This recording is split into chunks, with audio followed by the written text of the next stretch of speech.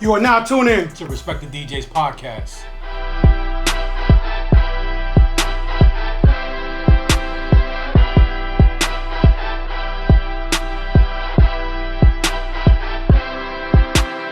Welcome once again to the most incredible DJ podcast in the world. Yes, sir. Respect the DJ podcast. I'm your host, DJ Junebug, alongside DJ Khalid. Let's go. Today's guest has been rocking out parties in Orlando for over a decade. You may have heard her on the global station of Pitbull Radio, or had to be on the Fly Radio. Okay. She's the CEO of Up Next, the one only DJ MK. What's up, guys? Welcome, girl. Welcome. Welcome. Thank y'all for having me. Thank you for coming. Well, the security gate got you a little hassle in there. It's okay. You know, she was just doing her job. They're doing a job. I'm glad I paid for that. I bet you do. I bet you that HOA fee is respectable. I'm glad she couldn't find your name, I guess. Right. At least you know it works. You know what I mean? Facts. Super facts. It works the way it's supposed to work. Well, thanks for coming, though. We appreciate you. Thank y'all for having me. Hope everything I mentioned, I think I found just a couple things here and there. I mean, I found a lot, but just I didn't want to do a long intro. Didn't want to get straight to the topics. But I did find about the Fly Radio. You was on Had to Be one time. Yes. Did the Pitbull as well before. We know you've been on radio for a long time, stuff like that. We'll get to those stories as well. Right. Okay. And I think, if I'm mistaken, the CEO Up Next. Yes. That is you. Okay, we'll get to that story. Yeah, I own that, yes. All right, We'll get let's that start too. this. All right, so we appreciate you, taking the drive, hanging out with us here at the Respect the DJ's podcast. So we'll kick this off. How'd you get your DJ name? Okay. So I love this story, actually, because, people don't really ask it to me anymore. So my original DJ name, my name is Krista. Okay. My government name is Krista. So my first DJ name was Miss Chris. So when I first started, getting into DJing and stuff, I used to, I'm 37, so I still know, I feel like I come from both sides of, knowing the good hip-hop era and staying up with the new shit. Right. So I was just listening to a lot of Hot 97 at the time, and there was, Miss Info and Miss this and Miss that. So I just kind of turned it into Miss Chris. Okay. So it was Krista. And then when I really started taking DJing seriously and I was setting up a Twitter and I think it was probably MySpace back then. Yep. MySpace, Twitter, all that kind of stuff. There was another female DJ who was a house DJ in Europe, and her name was Miss Chris, spelt the exact same way. She already had a following. She already had all the, all the ats and everything. Right. And I was just super sad about it. I was at the studio one night with the producer, and I'm like, well, what do I do? And I was super young, so I didn't know. I was like, well, what do I do? Do I change my name? Do I, switch it up? And we were just sitting there, and it was just very organic conversation. He's like, well, who's two of your inspirations, music-wise? And I just was like, Jay-Z and Michael Jackson. And so he was like, okay, Jay-Z, MJ, just do an acronym and make it MK. So it's just the M from Miss and the K from Chris, which was the original name, and it's just MK, and that's how I got my name. That's dope. Yeah. Man, I wish we were still in MySpace days. Yo, just MySpace only. No Facebook, no Instagram, just MySpace. That's it. Just one simple. Platform to get all your fucking information out. You got these cool theme pages. Yeah, you can do now so you got many different freaking things. everything out. There's too much. There's the X now. More Twitter's X. Yes, it's overwhelming. Yeah, it's too much. It's very overwhelming. I'm trying real hard. Soulja Boy blew up off of MySpace. Yeah. You know what I mean? He did. Yep. The first. He's the first. He's the first. I want to say MySpace, YouTube. He did a lot. No, he did. Yeah, a you lot. got to give the man credit for where he deserves his credit. Even though he's definitely a comedian. He is. Because he's the first to do it all. Yes, he is. Right. He's true though. It's true. Yeah, he was the first to sell 1 million ringtones. Yep. He was the first to do a lot for at a young age. You know what I mean? Yep. So shout to Soulja Boy. Yes, you gotta give respect. Yeah. Where respect is Absolutely. due. For sure. Absolutely. So what made you want to start DJing? That's such a funny question. I don't know. So honestly, I've just been listening to hip hop since I was 5. I definitely was somebody that had a lot of boy cousins, grew up around the boys listening to rap and hip hop. And I was just always around them very consistently. Correct. So, I definitely was the girl that was breakdancing in middle school, hip hop clubs, going to parties, downloading music off of LimeWire, making my own getting those virus. Making, messing up my mom's first probably computer at the time. Right. No, I definitely used to do that. I used to be called upon to burn CDs for parties. I definitely was the girl, probably one of the only girls that had the really nice CD book where you would, put the little nice label and everything. Yeah, nice insert covers. Right. Alphabetized. You had the slip inside. You had that. So I always kind of growing up in middle school and high school was just a music head in general. And when I moved to South Florida to go to college, I literally was getting ready to intern at a radio station at Power 96. Okay. And, you know, like right before you graduate, you have to take, you know, like an internship or an elective or stuff. Right. So I decided to intern at the radio station. I got that internship. At the same time I was doing that internship, I heard of Scratch DJ Academy. Yep. That used to have a this on South Beach before they were in Wynwood, and they were like a huge space. They were like a little bodega. I actually think they're like, it's like a smoothie place now if you go on South Beach. Yeah, But they just closed recently. isn't I it? think. It did, right? Yeah, they closed, yeah. So I literally they had open house. I had heard about it from people at the radio station, and I just went in there one day and I just like took a class. I ended up taking another class, and I just kind of did it like honestly for fun at the time. And once I got hired from that internship at the radio station, I remember coming in, seeing like DJ Laz, seeing all these like Eps back in the day. Like this is probably like, I'm 37. This was like 15 years ago. Right. And I just remember seeing, honestly, I just told the story to somebody the other day. I remember seeing the DJ drive like a very expensive car.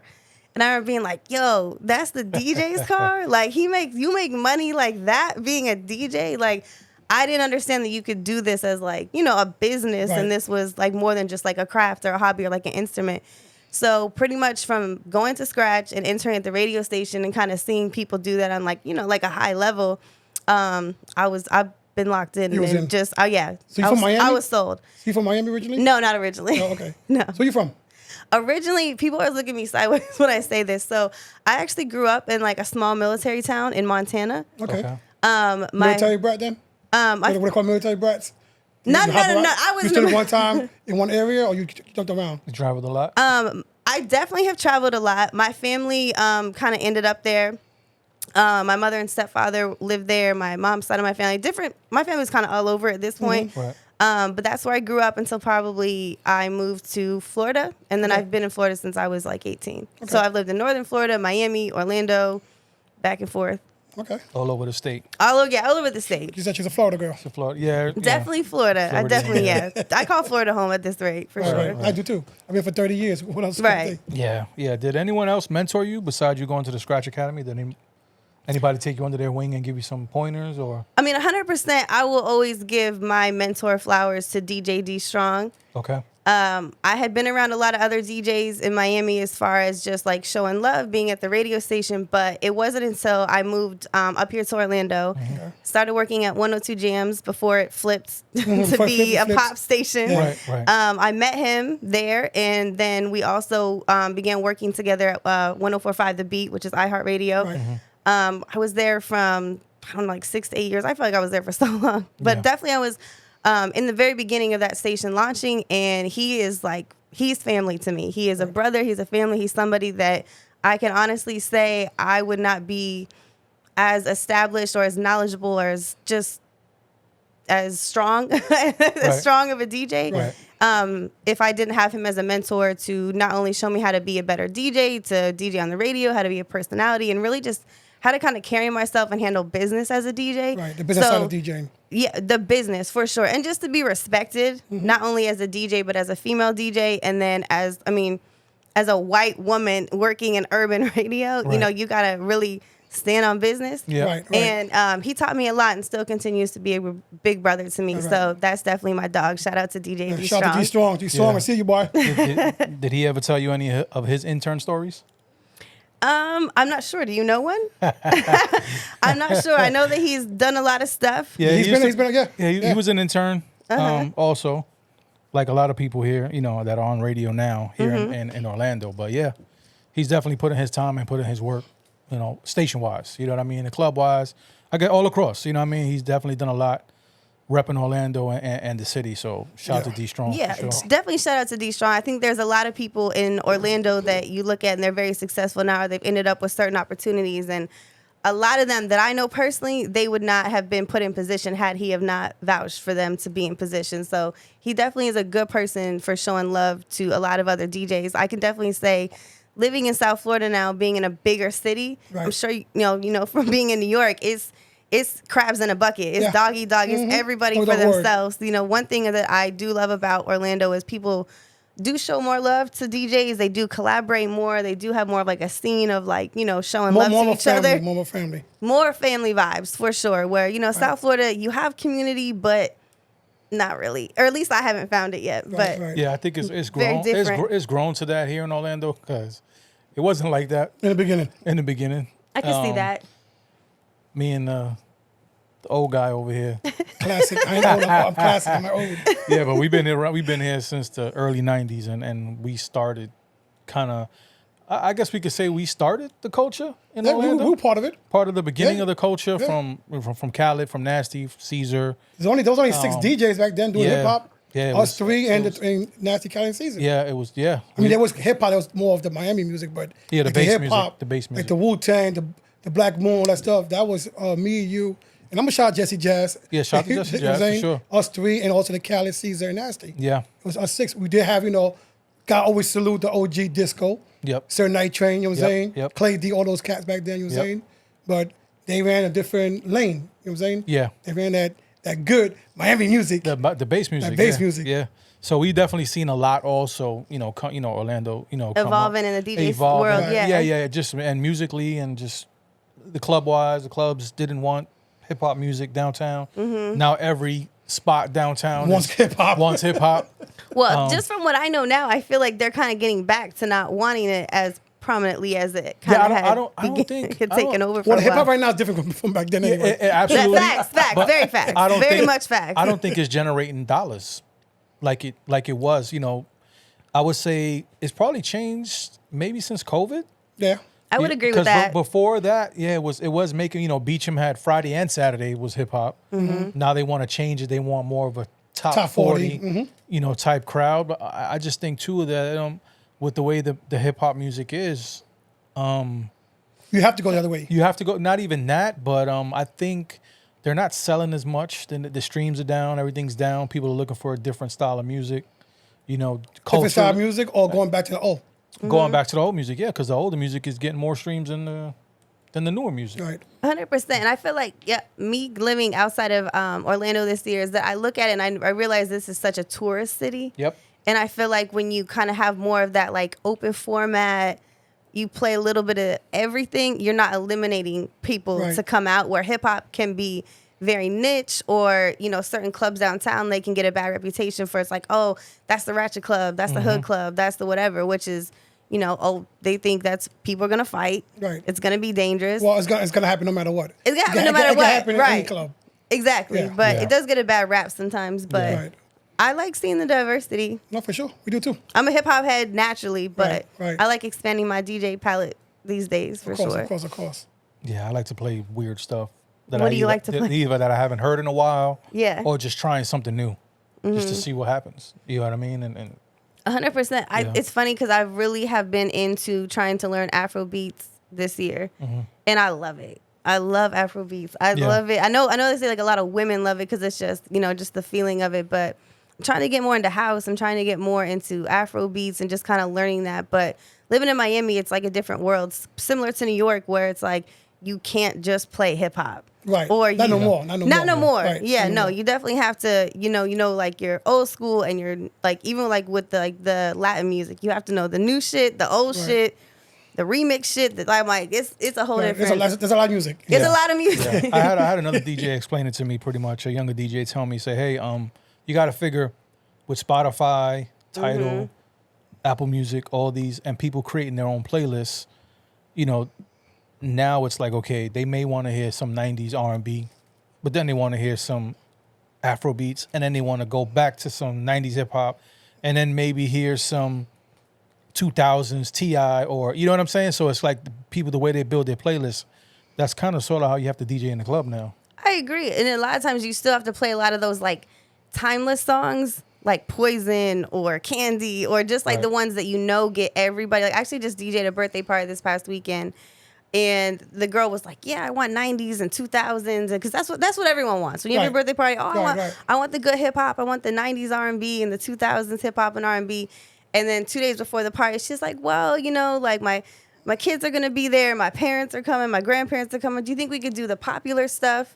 And I was like, "Okay, well, what does that mean?" And I was like, "I'm just gonna read the room." Right. I'm gonna read Right, the right. room and we'll take it from there. But yeah, when you have like a very mixed crowd of people, you gotta play all the shit. Like Right, the yeah, for time. I sure. feel like the timeless stuff, like the Ushers, the Yeah. stuff that is The popular to Whitney Houston, everybody. the Ushers, the Journeys, and stuff like that. Yeah. Yeah. The stuff that everybody memorizes and And knows likes. word for word. Right, Yeah, exactly. The sing-along songs. Sing-alongs, yeah. The sing-along The songs. sing-alongs, 100%. Yes, definitely. So what was the first hip hop song you heard? Ooh, first hip hop song. And was it in Montana? Yeah, I'm 100%. curious. No, 100%. It definitely was. I want to hear what. Honestly, it probably was like Eazy-E. Yeah, makes sense. Midwest. Yeah, I mean, like I said, I definitely grew up in the Midwest, so a lot of the first people I listened to were definitely like the Eazy-E's, the NWA's, the freaking Bone Thugs and Harmony. Like those were like my Chris. She like had the middle finger up early. 100%. No, like I had a cousin. I mean, he was Chris, I was Cross. Like that's definitely where I started. But like the first hip hop song I heard, I mean, maybe it was like Criss Cross or somebody like that. I don't even remember. That's a great question. Yeah, it was like Was that first record Jump? Was that their first It record? was Jump, yeah. It was Jump, okay. Could have been Jump. it was Jump, and then I think it was Warm It Up, and Warm It then Up. Warm It Up, I Chris. Missed the Bus. I Missed the Bus, yeah. Those are top three, I think it was. Top three, yeah. The three bangers for them. Yeah, definitely. That's a good question. I'm not even sure. Yeah, I used to definitely remember buying like Eazy-E and like scratching off with like the coin because it used to say it was like Eazy-E and then like you scratched it off and then it was like straight out of motherfucking Compton. But you had to scratch off with the quarter to get it. But I remember buying hip hop CDs, or actually I used to ask my grandma to buy them for me because my mom wouldn't give me parental advisory CDs. So I was buying CDs at like 12 with Oh, parental grandma. advisory for sure. Do you She remember- didn't know. Do you remember the first record you bought? Record. Actually, I remember the first record that was given to me, and it was at Scratch DJ Academy, and it was LL Cool J Lounging. Lounger. Yeah. Okay. It's a good record to have. Yeah. Also, I know. You can play that shit now still. I think one of the first records that I bought in New York was. It's actually my favorite song ever, which is Melissa Morgan, "Fool's Paradise," Okay. which I don't know all the samples, but I know that that's a very famous sample. That's what it That's is. an amazing song. Amazing song too. Yeah. Right. Amazing We song. play that shit. Yep. We still play playing it. that. You still, I would still play it. You still have your vinyl? I still have probably 30% of my vinyl. 100%. I can admit, so I had gotten blessed by a DJ at FIU. He was retiring. He ran the radio station there, and he literally gifted me like 4 crates of like everything. I probably carried those around for like 4 or 5 years. Mm-hmm. I know how to play on vinyl because I learned on vinyl, but Right. like I'm never gonna say, oh, I carried crates and I pulled up to the Right. party. Like I missed that era. Right. But I did definitely enjoy being like a hip hop head and collecting them. And I actually And recently shopping too, right? yeah, 100%. Right. I mean, I recently actually just sold some to a record store in Fort Lauderdale, and it was more like a, okay, I'm all right, I can let this go. You're still no. selling. Let us know. Right. We still buying. We still Okay. buying. Okay, We good still to buying. know. We're still buying. Good to know. Yeah, no, I mean, I just more now, it's more of like something tangible to have to me. And I actually had somebody, I released a couple songs. I had somebody like gift me, like they put like my songs on like a vinyl. And I was like, damn, you can actually get this as like Yeah. a service. You can get your own Right. like person. It was more like a gift, but it was Right, more like right. a personal like pressed Right. vinyl. And I was like, damn, it's nice to have something tangible. No, Like of course. just cool to have. Right, with your name on it too. 100%. When you went shopping in New York for records, what store was you going to? Oh gosh, I don't remember this. What about in Orlando? No, it starts with, it's like not radio. It's not radioactive. It's like I think it starts with an R. Something small. Definitely in Brooklyn. Brooklyn. What was in Brooklyn? B Street was in Brooklyn. There were other record stores, but the most popular one was B Street, which was in downtown. What about in Orlando? What record stores you went to in Orlando? Damn, I don't even remember. Because all you had was Peaches back then, right? Peaches. Well, it wasn't that. She you know, you figure for her it was probably like Vinyl Frontier maybe. Might have still been around. Oh, rock and roll. Rock Rock and roll Heaven. heaven, Rock for and Roll sure. I've Heaven. done a photo shoot in there. I've definitely bought vinyl from there. That's probably like one of 2 record stores that I've probably ever been to out here. Fuck. Very They expensive. definitely price gouge. Yeah, and I actually used to go in there with like Yes. with one of my girls out here. They used to have like a dollar section or a giveaway section of all the damaged records. She used to go in there, ask them for them, and she used to actually do like she had like a it was like a jewelry line where she would like cut up vinyl and make Oh, damn. earrings Okay. and different stuff. Yeah, That hurts. Yeah, that's no, right. these were they were damaged. Yeah, they were damaged. These were damaged, unplayable vinyls. They're making ashtrays and shit. I know. Yeah, you're making bowls. Yeah, it was like a purse, but you chop the candy it. bowls and shit. Yeah. Oh man, that definitely hurts. did. That hurts. But for the record, these were records that were unplayable. Still hurts. Okay. That does hurt. It hurts. It hurts. But they ain't mad expensive though. Going back. Well, they were being repurposed, Right. you know? I guess. Music to your ears. Yeah, you like got- his up there. You Right. see the ones up there that he Yeah. has. Oh, see? Customized shit. Beautiful. I guess. Repurposed. I ain't buying. It's a gift. Aesthetically pleasing, you know? Oh, that bad boy one that's cut up kind of hurts. But I feel like that Bad Boy record you could find. Yeah, we If probably it was could. like some very rare, Take that. Yeah, we can find that stuff. that would be more painful. If it's something that was like just a promotional one, I'd be okay. So, what age was the first time you touched a turntable? 19. 19. Mm-hmm. You still have turntables? You sold them too? I did. Actually, I won't say this. I gave them away. Okay. Yeah, no, I gave them away. And honestly, it's funny because I'm actually redoing my home studio, and I just recently made some large purchases of like new speakers, new PA systems, like new subwoofers, like my own stuff basically that just Right. kind of like needs to be replaced. And I was looking at my home setup because obviously You need a turntable in there, see? So I do a lot of mobile gigs now, so I have like controllers. You know, I have a lot of Pioneer For the studio controllers. wise, you need a turntable. And I was looking, and I was like, man, Because if you sample anything, it sounds better from a record than actually from a download. 100%. Yeah, Right. you know, I know Yeah. how to record vinyl, and I know how to record in real time, and make it Right. an MP3. I know that part of it. No, but, no. I'm saying that for your studio, it'd be nice to have a Oh. turntable in there Oh, to record it that to way. record that way. Record any samples That's into true. your Pro Tools, whatever you use. No, you're That's why I right. keep one here. I'm not gonna lie to you. I definitely am kind of itching to get some new turntables, but I would get some new, like, really nice tables, like a Right. real new setup. So I the think person, the person that you gave his turntables, are they using them? I think so. Yeah, they live in Miami, and they had wanted them, and I just was like, look, I'm 5 foot tall, and I'm not carrying them anymore, and I moved into a 1-bedroom apartment in Miami, and had a real coming to Jesus moment with Right, myself about, like just evolving as a DJ and just really being in this digital world. Yeah. No, there's nothing wrong with that. Yeah. Yeah. There's nothing wrong with that. So what's your go-to controller right now? I just bought a Rev 5. Okay. I just bought a Rev 5. It's just the best one for me just to travel. It's easy. A lot of the stuff that I do now, if it's like, like a mobile gig or something, I do stream a lot of stuff on Tidal now versus having, 20,000 songs on my DJ computer. But yeah, the Rev 5 is what I use just for traveling right now. What about for home? What you have at home? Your home setup. I have the Z. I have the big Pioneer The big Z. one, okay. Yeah. That's pretty much the one that I record like all my mix shows from. Just practice sets, stuff like Right. that, because it's heavy and large. Yeah. Quality, Yeah. but Is that a built-in mixer with that? Yeah. Okay. Yeah, it's a good. Yeah. It's. I guess it's a solid controller. yeah, it's a solid control. I've Yeah. had 2 of them, Yeah. and they're great. I mean, it's easy to navigate through. It's simple. You have your effects. Everything's there. It's easy for me. Right. But yeah, I was carrying it around in my back.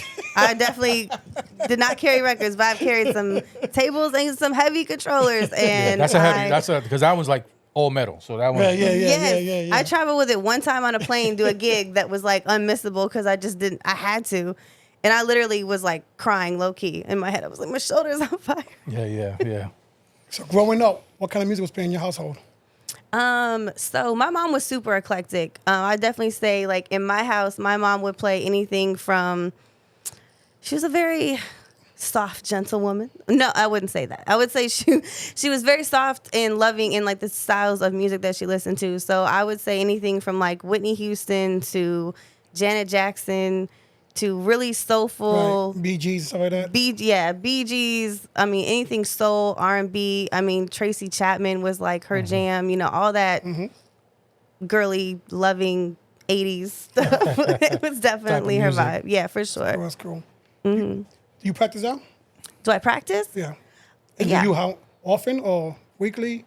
I practice weekly. Weekly? Yeah. I'm very disciplined in my schedule. So I also teach and work part-time with an organization in South Florida called Girls Make Beats.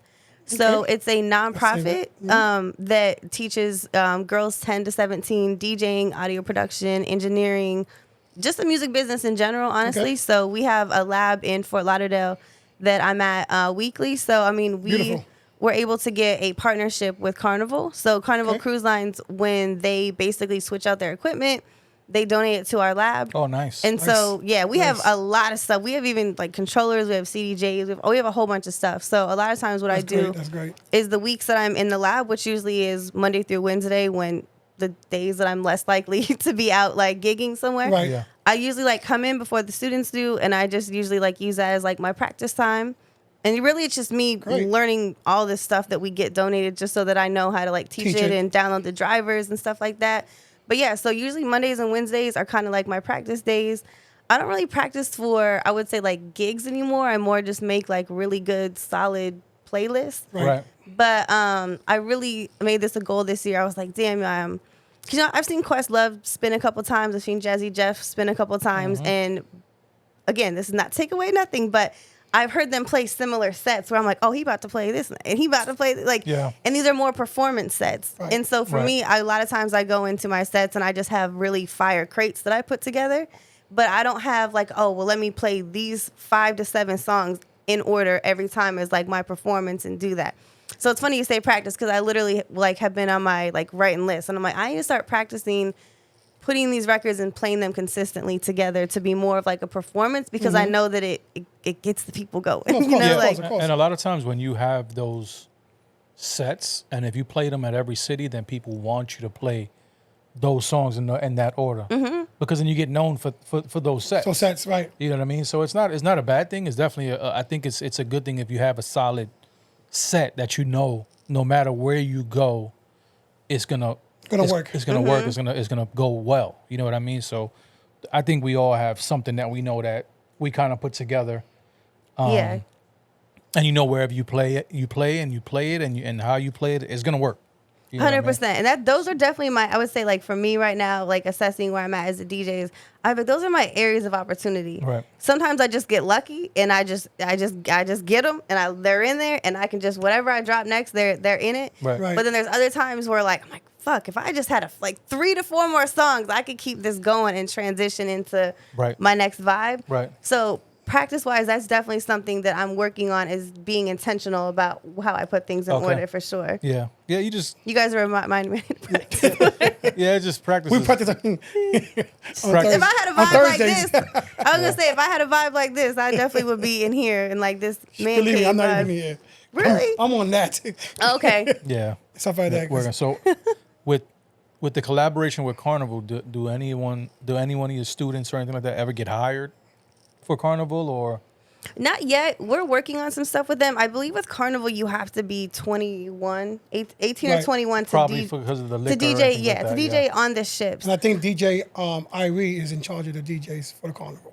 Yeah, I don't know if he's still. He was at one He point. was, yeah. I know he was. Of hiring the He was DJs. curating the Right. DJs for Carnival. Right. Yeah. No, I gotta. So shout out to my girl DJ Riri. Her and I actually Oh, have. I spoke to her a couple of times, but Yeah. we get on the show. Yeah, so that's my girl. So we definitely we are actually collaborating on a series together right now called The Mixed Her, Okay. which is a female DJ series of us curating dope events for female DJs. Not eliminating the fellas, but it's more of just creating that community amongst female DJs Of and course, stuff. there's nothing wrong with that. Nothing wrong with that. Yeah. I don't consider a female DJ A female female DJ. DJ You're a because DJ. he's DJ. That's it. Right. Well, we're gonna get into that. Yeah, I well, figured we would, yeah. but no, she has been a Carnival Cruise DJ for I think over 10 years. Okay. She's gone all over the world, so she has a very, very strong relationship with Carnival. Right. So, and she also has her own company in Miami called Remixed Events. So a lot of times, the goal is to start being able to bring our students out to because Carnival is more family friendly. yeah. That's like the cruise you bring your kids and your family on. I, where like I kind of see Carnival as a party ship, really.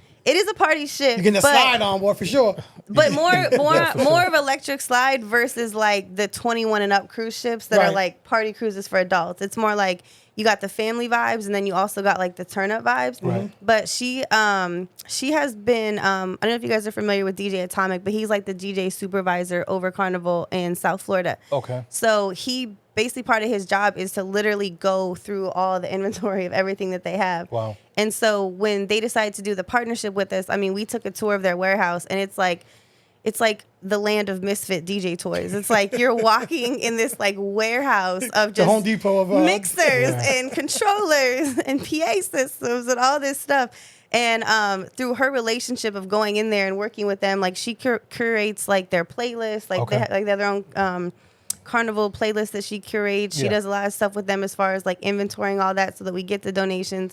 But I say it to say is that through her company, which is a female DJ company that she books out people, we're trying to facilitate getting these girls booked for Carnival gigs, not on the cruise ship until they're older. Right. But as far as getting them, like, you know, more like the corporate events or stuff that we can bring them out to, that's definitely something we're literally working on right now. Through the Mix Her company? Through her company, Remix Events. Remix Events, okay, Yeah. Remix. So the Mixer series is, I do the execution I do the partnership side of it, but the Mixer series is under her company, but she has a production company. I want to say she's like one of the only female, like booking and production companies in South Florida. Okay. So she's definitely, building something super dope when I work with her on both sides of that. So we trying to get it all. How long you been doing that? About a year. Yeah, okay, yeah, cool. about 1 year. What about her? She's, I don't know, that's a good question actually. She's lived in South Florida for well over a decade as well. So I know she's had the company for probably around that time. Okay. The Mixer series, we actually just launched it this past December during Art Basel. So yeah, we had a super unique event opportunity that we launched it with Eric Benet. Okay. He has a new artist named Maxine Ashley, and he has a new record label that he just launched with a lady named Allison, and it's called JBR Creative Group.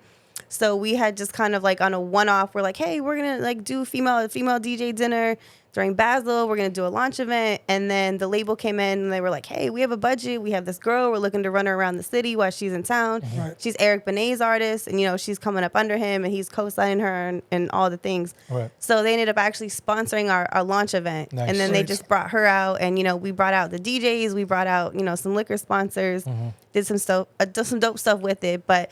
The series we're kind of just growing it organically, honestly, and kind of seeing where it goes. And it came from, I come from radio. I come from when record labels put artists on the road for these promotional tours, and they, hit 5 Florida radio stations, or they do a Southeast promo run. The labels have budgets, to take the DJs out to dinner. Yeah. So a lot of times, the labels are like, hey, I'm bringing the City Girls. Hey, it's Capitol Records. I'm bringing the City Girls to Miami. Can you coordinate a bunch of DJs? We'll take them to eat, drink, be merry, turn up, whatever. Yeah, meet the artist, build a relationship. Right. Exactly. And then, of course, go to wherever you guys are at in the clubs at night and buy you drinks and, airdrop you records, play and stuff like that. Yeah. So what I noticed was 90% of these, I was like the only female DJ that was at these. And it's just me with 10, 12, 15, 20 other male DJs. Not that that's like not the norm, but I was like, well, I'm coordinating this. I'm producing it. I'm doing the invites. I'm creating the graphic for the invites, kind of like the liaison between making this happen. But I'm like, a lot of the female DJs aren't thought of naturally because there's not a lot of us on the radio or that do mix shows or that really, at the time, were doing club stuff.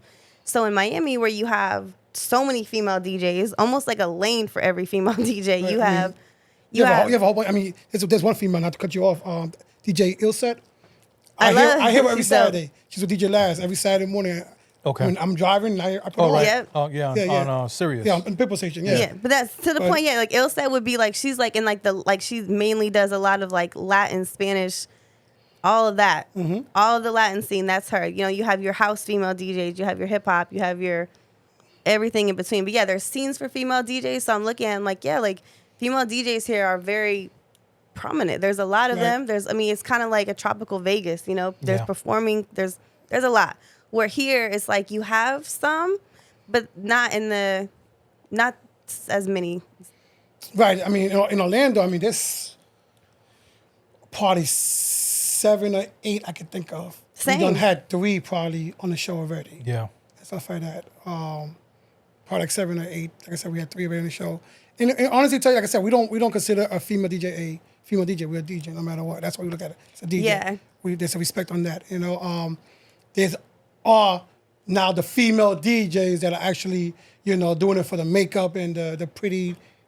There's a scene for that as well. For that. Yeah. We're not talking about those. We're not talking about actual. Talking about the craft. The craft. Yeah, the girls that got the crafts. skills. The skills, the right. craft. The ones exactly. that actually care. 100%. Yeah, they Absolutely. care about the culture of Exactly. DJing and I'm not gonna say just of hip hop, just of DJing. Of DJs, period. yeah, DJs. Well, DJing, let me period. ask you guys a question because actually I'm kind of curious about how people feel about this. So I have my own feelings, but I'm like, who am I? But at the end of the day, You are DJ FAK. appreciate you. So this is what I've always wanted to ask like other DJs that come from like the pioneering stage of it, like the beginning, the hip hop heads, the real like culture craftsman Right. side of it, right? When you see like a female DJ that 6 months, she's beautiful, she's got the hair, the makeup, whatever. 2 to 3 months later, she's like learned on like a digital controller, and now she's like playing at clubs and getting thousands of dollars, and she's just really trash, like skill wise, and Yep. she's not authentic Right. and across the No, board. she's just total trash. She's pretty, but she's trash. Yeah, she has the Right. she's a sex appeal. Yes. Right, she's got the sex appeal. She's she's an entertainer. I will never take that away. But Right. like, what do you guys feel? Is it respect, or you like? What is your thought on that? Just as a I'll curiosity. go first, and then I'll go second. Okay. That's a touchy subject because a lot of times it's it's the club owners. Right. They're looking at her bringing men into and women, right, to spend money because she's a beautiful DJ or Maybe she has like 1 million followers or something right. She because has she's naked on 'cause Instagram or she- something. Yeah, she has her OnlyFans. She's doing this and it's disheartening because like you put in a lot of work practicing, but then But not even you. But- An actual female DJ like right puts in the work that puts and in the then- work right. and And not getting the booking. right, because like we know recently we had a club that we reached out to. I'll tell you a real story. Okay. Right, and we play vinyl on Thursdays at Proper. We still carry our vinyl, and That's dope. we had a club. I'm not gonna say where or what club. We reached out to, we play vinyl, yada yada yada. Yeah, you guys can come through. You can play. You got to bring your turntables. You got to bring your vinyl, and we'll pay you $125 for 4 hours. That's wild. Right. So That is disheartening. drive from Atlanta to Tampa alone is $125. Right. For my gas on my truck. right, exactly. So That's not even a take of gas. that's not even, you know what I mean. And you got to bring everything, like everything. So disrespectful of your Right. time. And then you have women that are beautiful, the Dr. Miami, they ran it up all the way, and they getting a couple grand to either play a premix that somebody put together. Right. Their manager's probably the one that's actually the DJ. Or But their they're- man is their manager. Right. And they're pimping them out and making Yeah. like you can't. It's like you can be mad, but you can't be mad. Right. Because if I was a woman, I would. I mean, I tried to go Dr. Miami, but they couldn't do justice for me. They couldn't help you out. Nah, they said, keep the stomach. It's just sex appeal. They said, listen, there's just some unfair advantages you're just going to have They to said, accept. yo, Right. keep your belly, boy. It works for you. I said, all right, Looks cool. good on you. Yeah. So you're not mad if she get in the check. I can't be mad because then it's like a form of hating. Like because like I I feel said, that. if it was me, I would be doing the same thing. I would I would milk the system too. Right. You know what I mean? I will milk it too. Okay. Then it's like okay. But she won't get far in life, though. No. They Yeah, it might get you there. It Yeah, won't I might keep you get you- there. it won't keep you there, right. won't Feel keep you that? there, Yeah. She'll get there for a little bit, a year or two, maybe. Yeah, because a lot of things can happen when you're DJing. Yeah, your lip could blow up, your ass could inflate. Not even that. Titty could pop. Titty could pop. Anything is possible. A lot of things can happen. Like we say, Hennessy possible. yeah, anything is possible. Anything is possible. So, a lot of things can Risky. happen. Shit goes bad, laptop goes down, Yeah. whatever it is, your playlist disappears. You know what I'm saying? And then you got to go off the whim. Right. You know what I mean? And That's I a know- different mindset. Yeah, and there's a lot of DJs that other DJs make playlists for them too. Right. I know. You know what I mean? That's definitely a thing. I've seen it. I've made That- a couple checks, people asking for some folders of stuff. Right. I'm like, how much? Listen, what is for me is for me. What is for you is for you. But how much? Sure. They can have the same folder, but how they play is different. 100%. Yeah. But if you want my folder, it's gonna cost you a lot of money. Right. Well, Because yours is my- probably deep I can't even and get it well sold. built. Not even I that. can't even get it sold. It's not even that. It's just my shit is meticulous. It's named. I have the years. I have the labels. I have Who produced who it? produced it. yeah. My shit is across the board. Like I put in a lot of time on. He's like, I used to write this on vinyl. Okay, Right, so now that exactly. it's organized in my iTunes and my crates, you better my respect. OCD is especially when I see DJs DJing and that song like has no name or it's a bunch of special characters. Don't look at DJ Crush's fucking laptop. Yeah, that shit right there. It gives you anxiety. Oh yes, it does. It does. That's my so anxiety funny. goes 1,000 fast. I'm like, yo, how are you doing this? Like, It's funny. I had DJ with a young DJ recently, like teenage kid, and they're like, "Oh, she's dope. She's killing it. She learned on turntables." And I'm there with her, and she's doing this opening set. I'm about to hop on after her, and I was like, "Damn, she playing a lot of real random shit. Like she's like her set is all over the place." And I look over her shoulder and I see like her crates, and they were just like named so wild, and everything was just off. And I just was like, "Whoo, I'm getting itchy." Right. I was like, yeah, no, I see a lot. Well, and that's what works for them, because it's not gonna work for me. I've seen DJs that got their crates named with emojis. Just emojis on the crates. Definitely nobody else knows what's inside that crate. Yeah. It's like happy Nobody faces or crying faces. I've seen crates named with emojis. That must be like his breakup playlist. Right. That's the slow jams. But if somebody went to the bathroom, there's nobody covering for you. They're not going to know where to find nothing inside your life. No, you gotta prepare the songs for me, and I might cover for you. But otherwise, Do a little prepare, and then I'll run it. Right, and then I'll run it for you. But what are top 3 songs right now for you that could turn the club up? Top 3 songs that could turn the club Any up right club. now. Any club, yeah. In Miami, I would definitely say anything Bad Bunny. Okay. Anything Bad Bunny in South Florida. Anything. Probably, I would say when I've played First Person Shooter, Drake and J. Cole recently. Yeah. That's been one that people like a lot. Rich Baby Daddy. Of course. Rich Baby Daddy gonna do it every time. Yeah. Anything Sexy Red, I guess, right now. Anything Sexy Red. What is that song? Get It Sexy. Yeah. Get It. That's the new one. Yeah. Yeah, those 3 right there probably are gonna get it. They're gonna get it there. That's what he listens to in the shower. Kid, it did. Now listen to me. I didn't say those are my On your, favorite. was it hands on your knees? They're supposed to breathe. Hey, yo. Those aren't my favorite, but these are what the people get That's the what I listen people to. going. That's my playlist. Number 1 on my top. That's the Rich Baby Daddy joint. It gets the people going. Hey, that's just so ratchet. So tell us about Up Next. Okay, so Up Next Live is a creative media agency that I launched in 2019. It's a creative media agency, so I launched it as a concert series. Okay. So back in 2019, before shit hit the fan with COVID and all that, it just came from me working at the radio station, being the mix show coordinator, being on-air personality. Working directly under D Strong, having labels reach out, and just having a lot of artists on the road at the time, because that's when everybody was touring, everybody was on the road, and everybody was going to the radio stations. Whereas it's different now. But it literally just started because D Strong and I were kind of just throwing out some ideas about hey, we should do a concert series, we should do shows. I mean, we had done a lot together as a team at the radio station, but it was doing something independently for the city.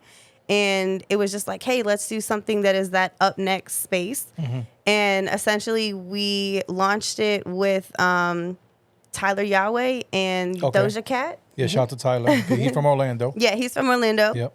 So that was very early on when he had signed to Epic Records. Before he moved to Cali. Yeah. Well, no, he was in Cali. Okay. Yeah. So he was in Cali. This was him coming to Florida on a radio promo run. Okay. And his rep from Epic was hey, he's down to do a promotional show. He wants to do a welcome back home thing. Label had a little bit of budget. We asked the social to open their doors.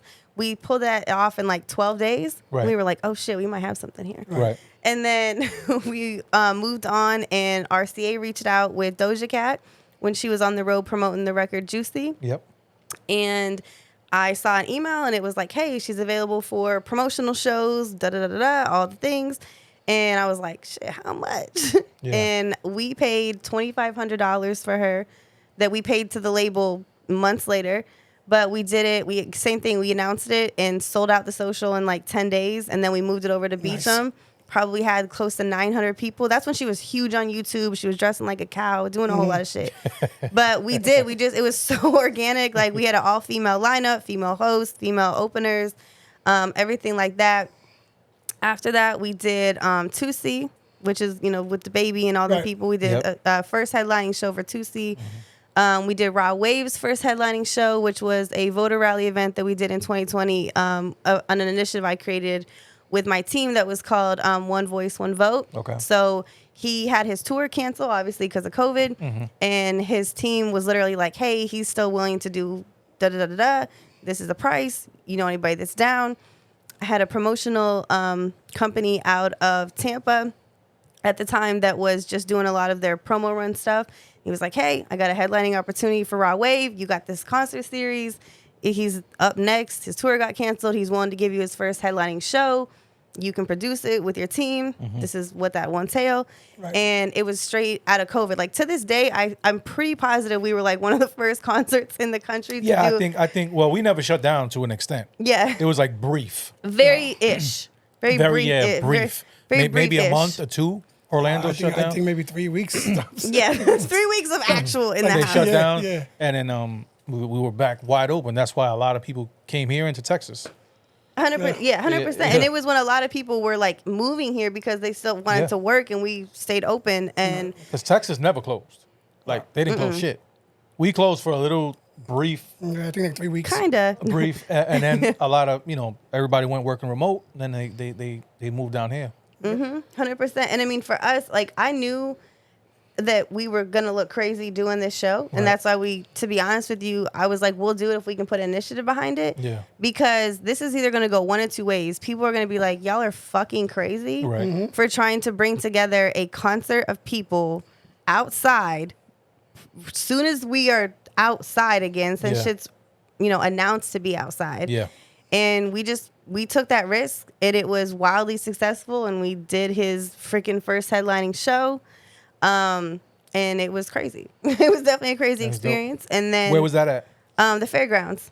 Okay. Yeah. So we had a lot of new artists on, and it ended up turning more into a festival than we had kind of intended it to be, because once we put it out there, people were like, hey, can I get my artist on it? My artist hasn't performed in 2 years, or he hasn't been outside. People wanted to go out. They were ready. They were ready to be outside. And again, like we paid a lot of money for sanitation stations, masks. We had the city behind us. We had all the, that was last election. So we had all the voter initiative people coming out. So we had support there. A lot of people showed love. I mean, we featured actually CJ, the kid that had the Whoopty record. Yeah. His team brought him down here, and his first ever performance was at our show at the fairgrounds. Dope. And nobody knew that Whoopty record at all. Right. Yeah. And it was his first performance. His team saw the opportunity to put him on it. He was on it. It's funny because I have like 1 million views on our YouTube for that. And you watch the crowd and not one person knew that. Yeah, he went on tour 2 years later. Yes, and became huge. Yeah, we interviewed awesome. Did you nice one. And he went on tour 2 years later. Yeah, but because of that was during COVID. That was a huge song. Huge song. Especially, it went viral. Like everybody was whoopty. Right. Everybody was in their house. Yeah, we did. In the house. Yeah. We did a virtual interview with him before even the show. Like his team was like, "Hey, he's doing calls all day. You guys want to hop on and do a call?" So again, we were like, who is this Whoopty kid? I don't know. Seems dope. Could be a cool record. Yeah. And the shit just took like wildfire. But I mean, again, we had another artist named Seti Hendricks, who's Drama's artist. So I lived in that Up Next space with the series for a super long time. It's super successful. Yeah. Personally, I took a little time off from the series because I just felt like I was just really overwhelmed. I had some grief happen in my family, so for me, I just needed to take a break, take a step back from it. And actually now, like I've done a lot of like stuff for other people's shows and series and stuff like that, and I'm actually getting ready to relaunch it. I have a new event series that I'm going to be curating under that. Because I just feel like, if I'm being completely transparent, is that the Up Next was about who's up next, who's up and coming. Right. But I can honestly say that we got very lucky with the people that we chose, but there's just a lot of bullshit music Up out next, now. bullshit. Yeah. That I it's feel just you. because there's so many trending viral people that people were reaching out to us, and Right. it just personally it just did not resonate with me as a DJ and as just somebody curating shows like Right. that. Yeah. And so I took about a year off from it. I'm relaunching it actually in May, which May is Mental Health Awareness Month, so I'm very intentional with that. So the new series that I'm going to be producing under the Up Next company is it's called Far From Finished. Okay. And it's basically just me kind of bridging mental health with music and bringing in artists that are more conscious, more lyrical, more music therapy, I Okay. guess, if you could go that route. So, yeah, so I'm in the process of transitioning the company, but we've done shows, So we say listening events. So up next was you and who else? So Up Next originally was D Strong and myself, and then I had another friend named Calvin Ivory. He was actually the marketing director of the Beecham. And then I had one of my best friends named Brittany Elise. She's a host and MC. She's a host, right, yes. Yes, in the Mhm. city. My friend Calvin, he had actually kind of, well, not kind of, he had suddenly passed away.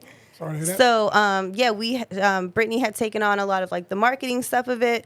My other friend had taken on a lot of the operational sides of it. So I own it. It's mine. I pay for the everything, you know, Right. the Yeah. logistical stuff of Right, it. right. But yeah, I mean, I have a beautiful team of women. So it is ran. It is an all women team, women owned, women operated. Nice for you. Nice. Yeah, I mean, personally, I think women are great in business. Women are beautiful. And they are organized and they are prompt and they're just a lot of good things. I mean, again, I don't eliminate fellas, but I just am very blessed that I have really good women that work with me I love on all women. signs of it. I bet you do. Was that no? Did he? Oh, Yeah. God. Did he do it? I don't know. Did he do it? Yeah. But yeah, that's what That's next. nice, That's nice. what next has been, and that's what it is. But yeah, it's the creative media, and we just kind of And once the music gets better again, maybe you can go back to what's up next. 'Cause selectively, Right now, 'cause right now, But at the time, we were young and excited. yeah. And now we're like, okay, let's go back. and I don't want to to hear that shit. We outside. Outside's been done for 4 years already.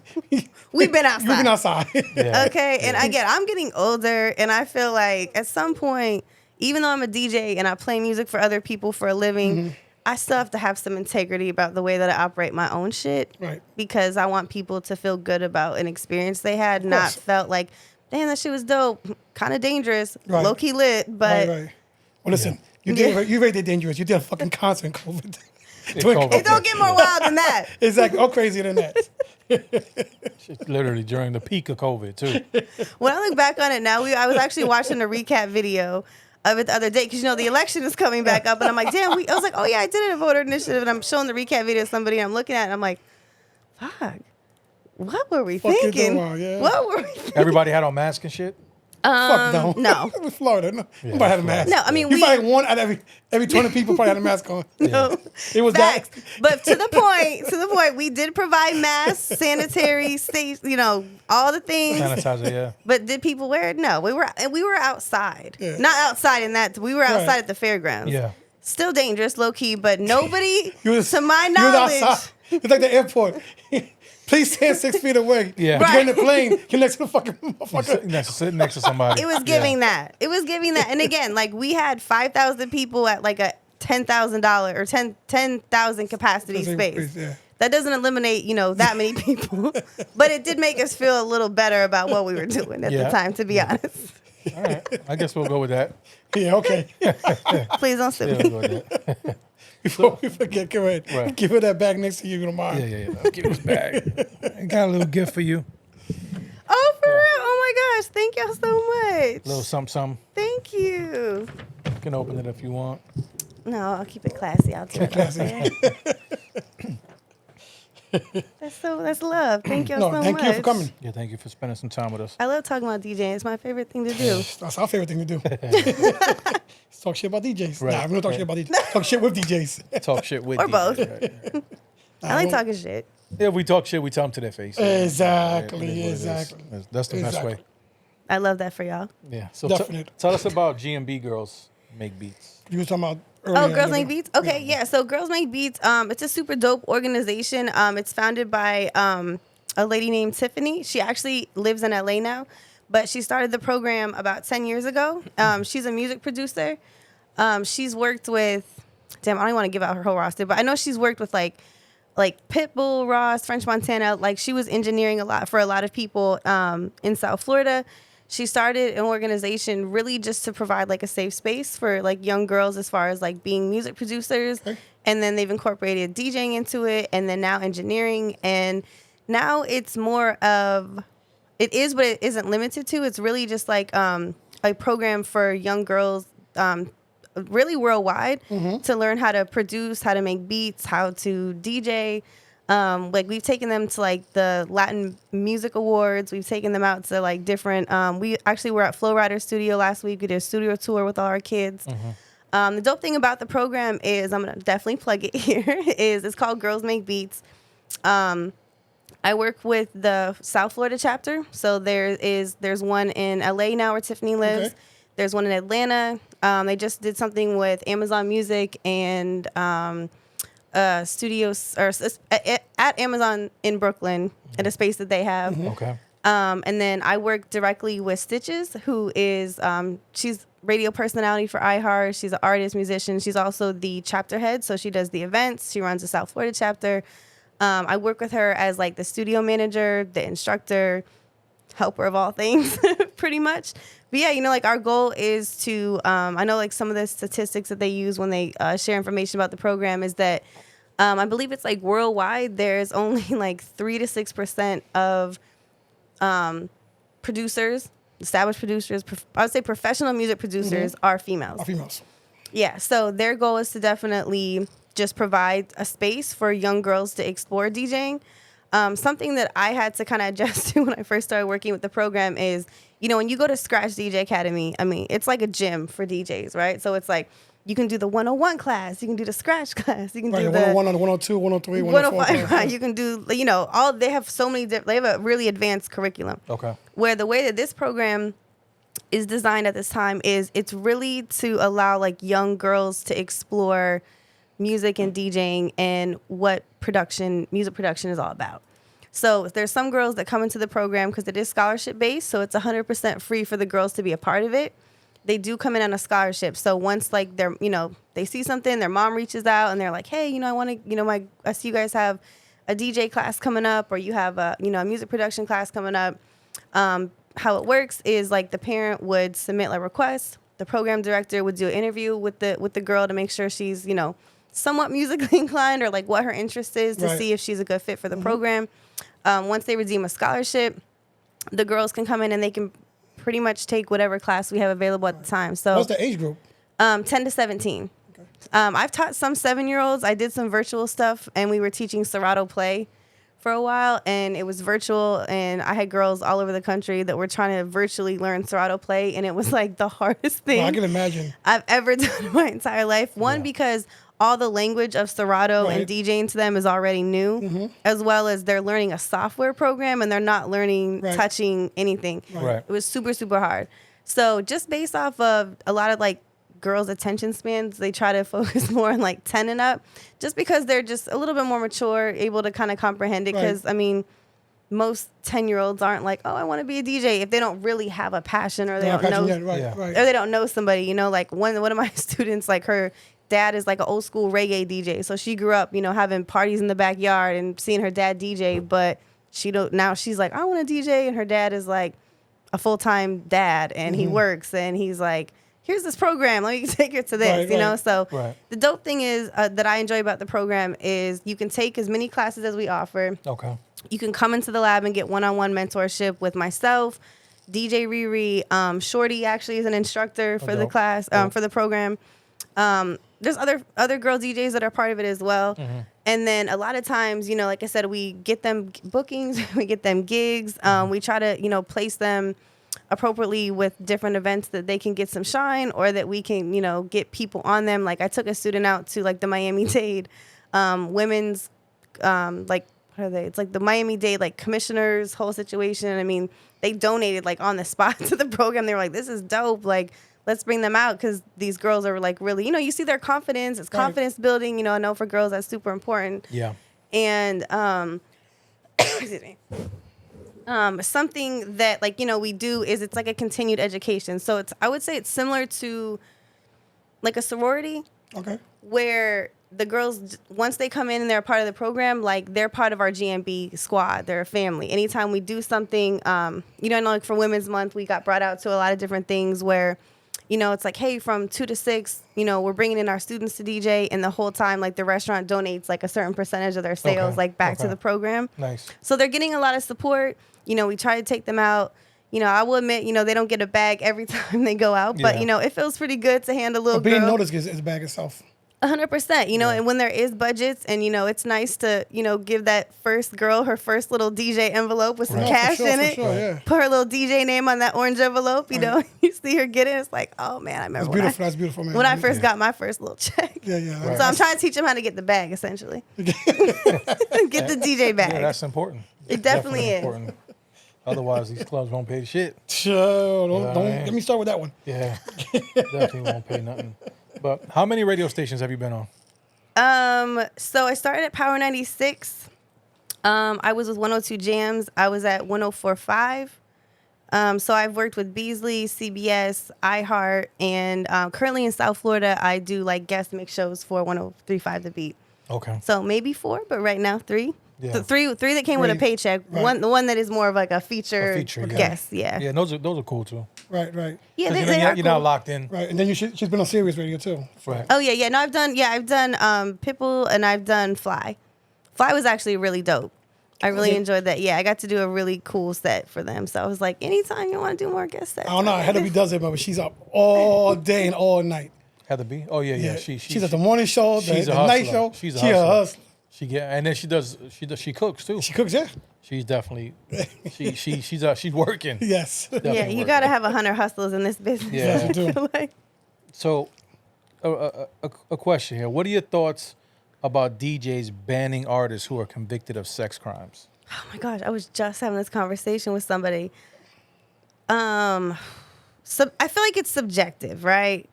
I feel like I haven't been around long enough to really know it deeply, but I don't play R. Kelly because I feel like he's convicted. Okay. We've seen the documentary. Right. We know what went down. Why would I want to play his music to continue to monetize whatever he got going on in any capacity? Not that he's probably seen any of that money, but I mean, have I stopped playing Diddy? No, I haven't. I have not stopped playing Diddy yet. Right.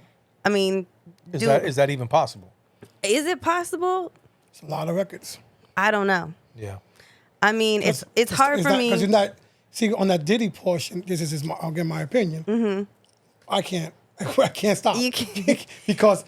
But have you played R. Kelly? Yeah, I play R. Kelly. Okay. Now, we do get people that don't like it when we play it. Mm-hmm. Sometimes, not all the times. I mean, I will admit, I've played Step in the Name of Love a couple times, but that's because people at weddings or whatever, they request it, and that's on them. But I would never be like, no, I can't play that. If someone requests it and they want me to play it, I'm going to play it. But I feel like a lot of that, obviously R. Kelly is extreme. I don't know how deep this Diddy shit is going to get. Nobody knows yet, right? But it doesn't look good. Right. It doesn't look like it's going to. But there's been many other artists. Exactly. And so in the past, you know. What I would say, we still play their music no matter what. Yeah. You know, and I would say working in radio. I beat the shit out of Tina Turner. You watch the movie. I mean, it's there. It's facts. It is facts. We still play the music. And I feel like a lot of times, Rick James talk shit about his cocaine habits Rick James, he was doing coke and titties whipping, and everything. He still play his music. Yeah, we love his music. We love his music. So it's like, you know, it's you know, like, and those are the ones that we know. No, we know of, yeah. Right. And again, because they actually they stitch them themselves on the records. It's subjective, you know. Someone said something to me one time. I was playing a Rich the Kid record, and they were like, "Oh, he just beat up his girlfriend, and he just this, that, and the third."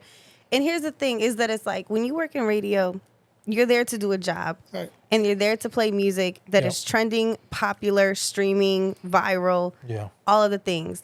And unfortunately, not to take away from my personal integrity as a DJ, but you have a job to do and it's a business. Of course.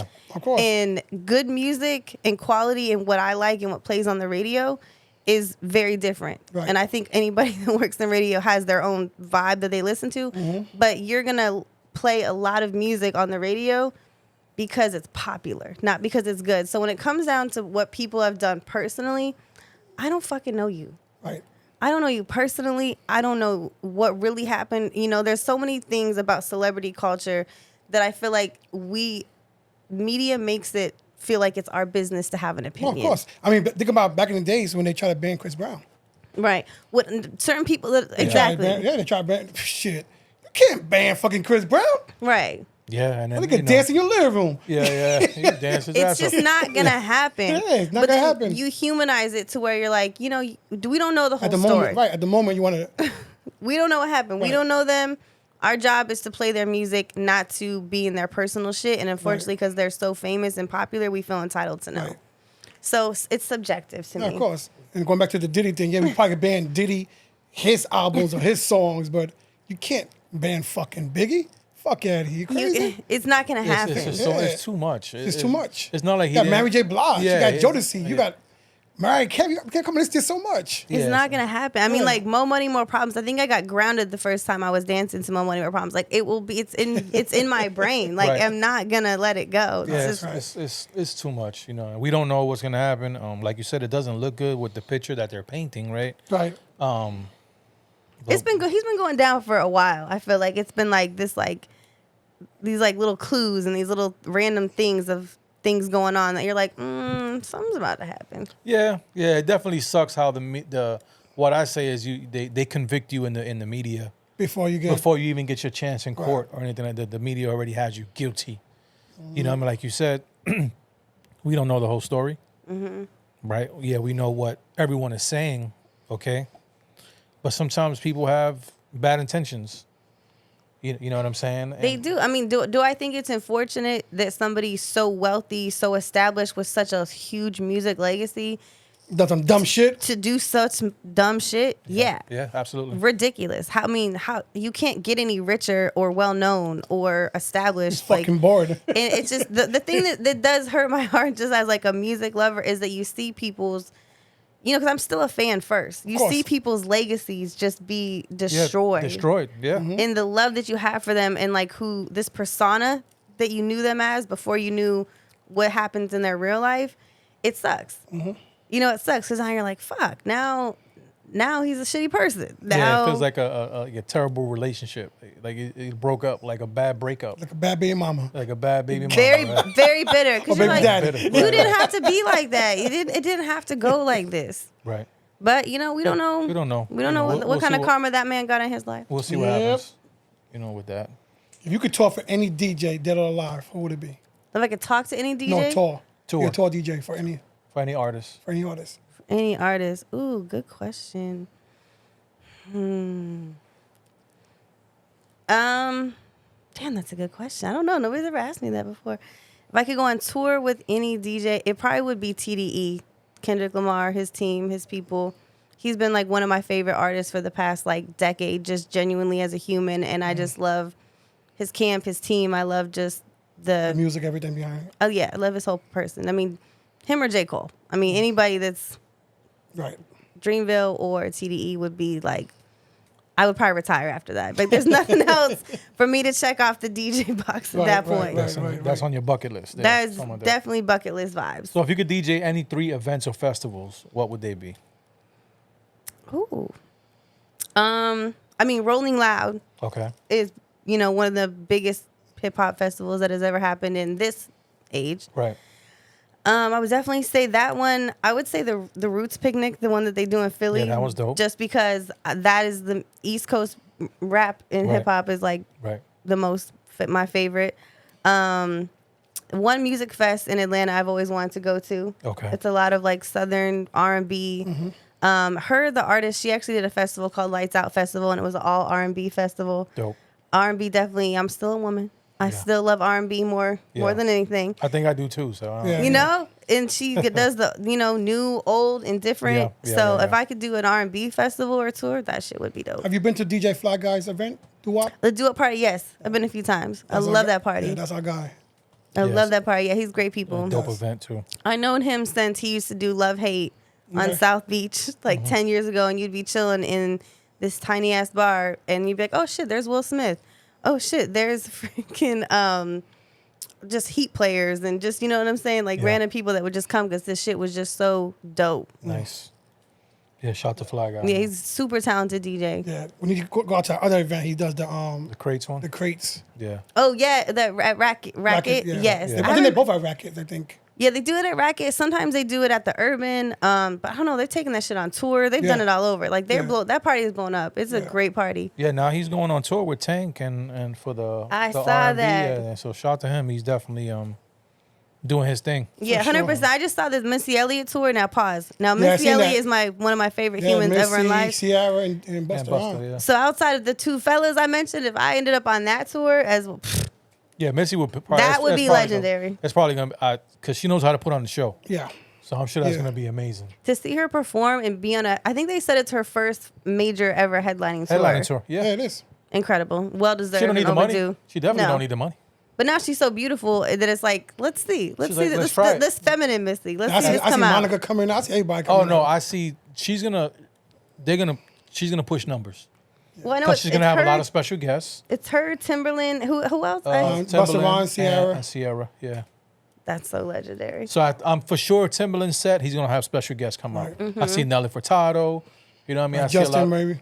Yeah, Justin. Yeah. I saw DJ Efeezy. Shout out to Efeezy. I had saw him post that he was one of the tour DJs for that tour. I don't know where he falls in line. I would maybe guess with Timberland, but Maybe. I know that he's Right. definitely a part of that. But that's a once in a lifetime. I mean, he might be DJ for Missy. I mean, Right. All the artists use a DJ. Yeah. Shoot 'em up. Yeah, Yeah. jealous. Coming to- Super jealous. They coming to Tampa, right? I told you.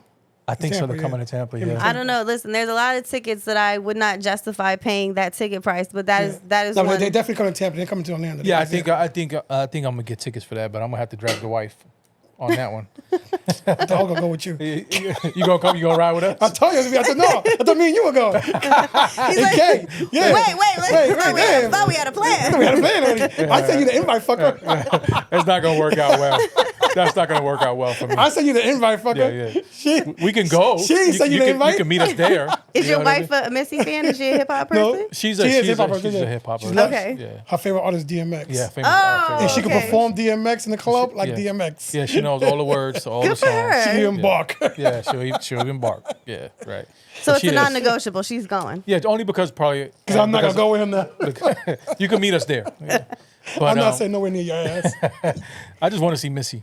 You know what I mean? 100%. I would go by myself to this tour. If nobody else is like, look, I'm busy. Look, I'm not booked. I'm not busy. I'm available. Whatever Right. day it is, I'm there.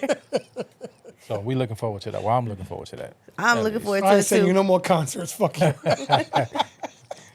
Well, I got it. If she says no, then. But I'm sure if I said You're the side. You're the, I'm the side. you're Side the piece. side Side invite. piece. Side piece. The side But we're going. We trying go for business. We're going for. Yeah, yeah. yeah. It's a business business, trip. for It's a sure. business trip. No, it is. Absolutely. It's always a business trip. Business expense for sure. We're trying to interview the DJs. So I think she was a little upset last time. We went to 50 Cent. And it was like Jeremiah was there with Busta Rhymes and 50 Cent.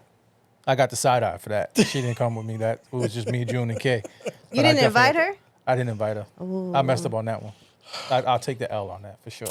Well, okay, then. So it's you can't even argue it. You got to take her. You can't. I got to extend the invite. did you take the to the other This show? is the makeup. Which, The other show the following week it was Neo. You go to Neo? no, we didn't go to Neo. See, that was your fault. But I think she wanted to You see. You forget to had Nia. your chance. I think she wanted to see Jeremiah. To be honest, I think she wanted to see Jeremiah, even though he did like 2 songs and that was it. He did 3. He came out with 50 Cent. Remember? Oh yeah, right. He did a cameo with 50. Yeah. Let's get some games going right now. Yeah. He got a solid 3 timeless songs. Nah, I Yeah, did, he I does. did about a good 15-minute set. Yeah, he Yeah, could 4 songs. still make some good money. That's enough. I'm sure he danced really well. Yeah, he sang. Oh, He sounded good. yeah. Yeah, he sounded good live too. That's Shout out to dope. him. I ain't gonna try to sing his songs either right now. You want to go into samples? Let's do some samples. All right. I know you gonna dig Oh this. shit. Oh, my We're gonna God. play 4 samples. Oh gosh. Do I get a multiple choice? No. Nope. I'm not good with samples. You got this. Got 4 samples. Name is the name of the group or the artist who used the sample. Multiple people use the sample, but I'm going for a particular person. He don't care. Yeah, I don't so Oh god. let's play All right. sample who? You ready? First sample. Under pressure.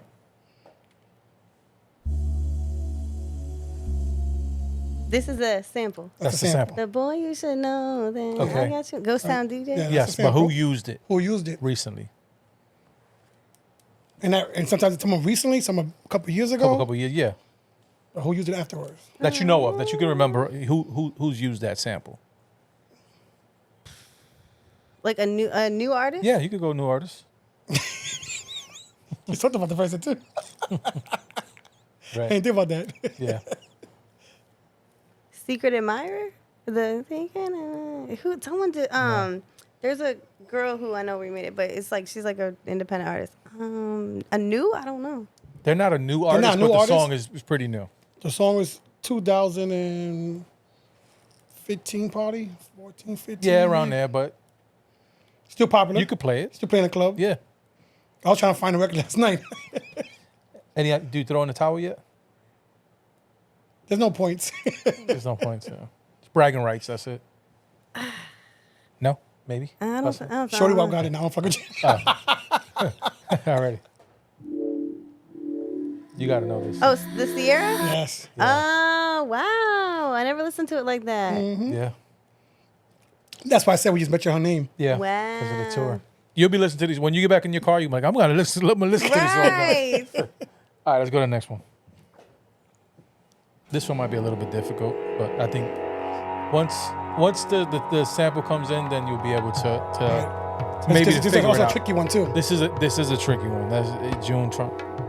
Here, let's see. When it starts.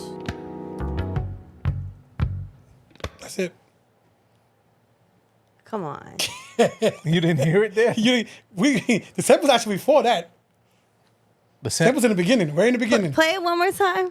Can you play it back? Yeah, Do you I can get a play playback? Yeah, play back. Cause I got it. Don't worry about it. Yeah, exactly. He gets the sample right here, right there. 1, 2, 3. Yeah, that's part of it. But then when it comes in here and the bass line comes in, then you should know what it is. You got to know what this is.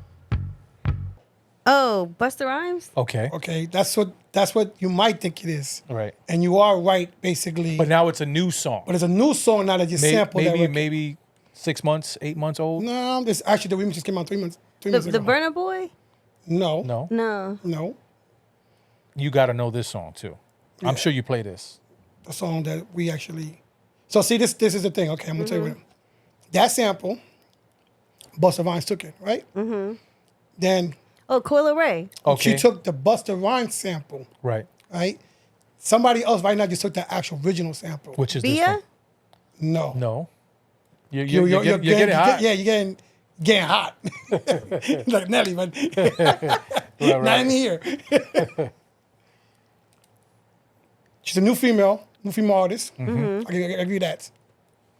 I like the record. That's a dope song. She has two. I think she has 2 remixes on it, I'm good with the original. and one's actually featuring Busta Rhymes. Play that shit. Right. She gonna play it. She gonna play in the club So you gonna play it? on the radio. You know what this is right here. I'm sure you heard this. For sure. Taking a few shots, making me feel hot. I do not know this song. You don't know that? The I do not Honey know. Baby? I'm surprised. Honey Baby? Yeah, Honey Honey Baby. Baby? Yeah, Touching on Me, right? That's what it's Touch called? it. Touch it. I think it's called Touch It. On Yeah, Me, touch it. touching on me. I've never heard this record. Oh wow, you're gonna. Miami needs to get step the game on now. Y'all Word. putting me up. Listen, Miami, they're not as susceptible, whatever the word is. They're not as receiving of new music as Orlando is. Orlando actually will be more susceptible to I don't playing know. new They even shit. play that in Orlando. I don't listen to the radio yet. Yeah, Sorry. they do play. They It. They do play. It's a dope Yeah, song. It's yeah. definitely a dope song. So they have. Listen, y'all putting me on. I don't even know that one. So that basically, there's a remix with Busta Rhymes. that just came out. And there's another remix with another female too. Kylie, I think her name is. Kylie. Probably fucking up the name right now. But Oh, I know who. Yes. you know, I know exactly who you're talking about. right. Yes. Well, like, so the song's dope. Yeah, it's a dope So song. they actually sampled the actual original, The original song. Yeah, not the Busta Rhymes record. Actually, it's the Okay. original. yeah. It got me confused a little bit too because damn, it's the same sample, but it's not. It's not. It's Yeah, a little not. different. It's not. Yeah. All right. I Let's mean, go. it sounds good. Yeah, it's a dope song. But Let's yeah, go you to the put third me one. on. I don't even know that. The new one. Let's go to the third one.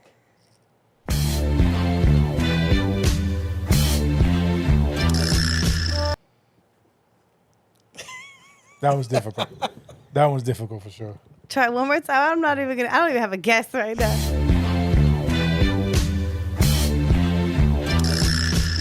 That one's not easy. I'm gonna just throw it in. I don't know. You give up? All right. Yeah, I give up. That's That one's not easy. All right.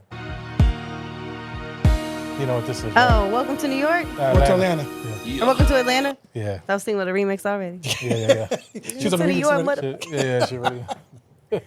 Oh wow. All right, let's go to the fourth one.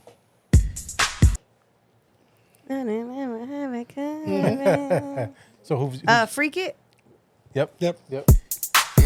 Usher and Usher City. Baby. Oh, Yeah. Good Love. Yeah. Good love with Usher and City Girls. Yeah, there you go. You got one. I play that one. I play that one. You'll play the other two now. Wow. Right. No, you put me on. I'm gonna need you to airdrop it to me. So I don't know. That's good. I love playing all the girly shit. That's my go-to. At the end of the night, when I get that 20-minute window of playing R&B shit while y'all trying to walk out, Right. that's right. where I can get in my own vibe. You play that Honey Baby John. Honey Baby. I mean, even the Sierra record is dope. Yeah, that is. It's a dope record. Sarah record is dope. You gotta hit That's that Sierra that's when a good when midnight, like a good midnight record. Mm-hmm. Boom, you drop that before you get to that crate, The peak. that peak. You just hit that record. Get everybody, oh yeah, this is my record. Yeah, and that's when you see the females start to be like, Yeah. "Where's Bay? What's made for Right, tonight? Where?" For tonight. That's him. Right. That's him. He'll do. He'll do for tonight. So while he's getting the cars ready, Oh shit, he got the trivia. All right, so while he's getting that ready, I'm gonna ask you another question right now. Okay. Your top 5 DJs back then and 5 top DJs now. No order. No order. Okay. When I first started coming out, I always say Angie Martinez. I know she's not a DJ, but she was somebody Radio for me personality, right. Mhm. that in the beginning, just everything I about love her. Angie. I still love Angie. She's still radio DJ to me, so we'll give her number one. okay. When I first started doing my research, I used to listen to a lot of DJ Diamond Cuts from Philly. Okay. She was like 15, 16 on Yes. the radio, killing shit early.